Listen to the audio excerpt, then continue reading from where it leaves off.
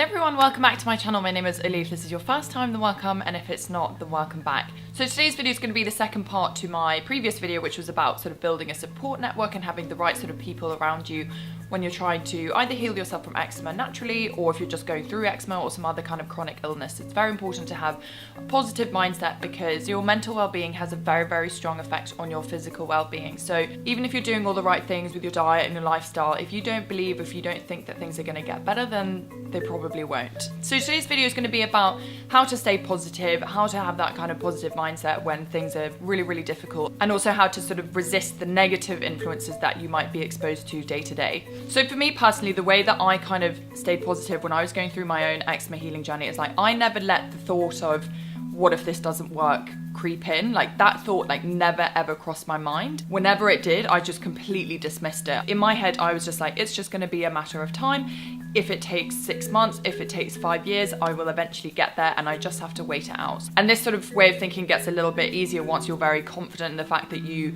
kind of know what foods and what kind of things you do in life makes your skin better and what makes things worse, and eventually you kind of get into a bit of a groove and you can be quite confident in this mindset. But then there are always going to be people who do kind of question you, and I don't necessarily think that they're doing it to be mean or trying to sort of undermine what it is that you're doing. It's just, it's not the conventional way to treat or manage eczema. But I think that when you do have something like eczema, you have some other kind of chronic skin problem, you can become very sensitive and very emotionally sensitive, and it's particularly on the days when it's really, really bad. I had different ways of dealing with these kind of comments and these kind of people.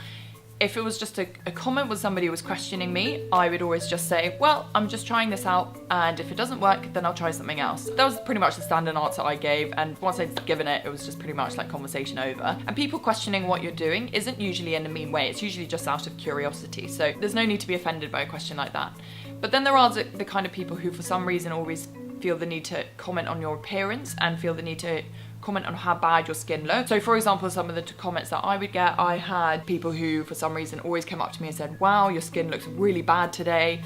I had somebody say, you know, I used to have eczema, but my skin was never as bad as yours, and various other comments. These kind of comments can be more difficult to shrug off, especially when you're feeling more sensitive and just more uncomfortable in your own skin. Excuse the pun.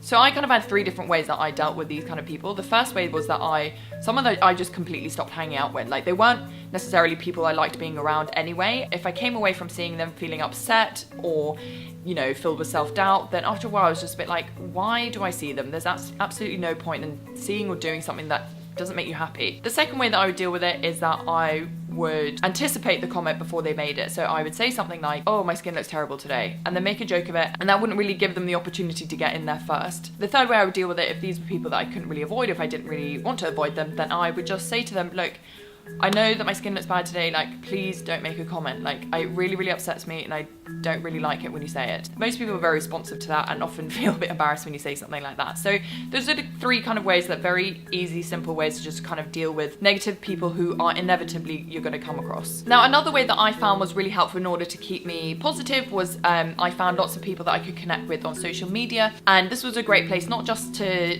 sort of meet and connect with other people who are going through the same thing, but also to speak to people who had been through it and, you know, come out the other side and were better now. It was really, really great and positive to have that kind of tool at your fingertips. So really, really utilize that if you can. Shameless plug, I've got an Instagram if you want to follow me on there. But you do also need to be a little bit careful with social media as well, because I found that there were certain accounts that were, again, very, very negative. And of course I feel very sad and very compassionate towards people who are suffering. But I did have some people who ended up kind of following me, and they would always sort of comment and send me messages being like, isn't, you know, life terrible? Isn't this ruining your life? Like, and every single post was just, it was very, very negative. And I don't mean the sort of the occasional, if you're having a hard day and you just want to post something and or you want to raise an awareness. I certainly did that myself. I just mean the ones that are sort of constantly negative. That didn't really help me, and I ended up just kind of like not following those people. But you guys have to figure out what works for you. If you feel that that's a good way to share and sort of process your emotions around your skin problem, then fine, then that works for you. But just,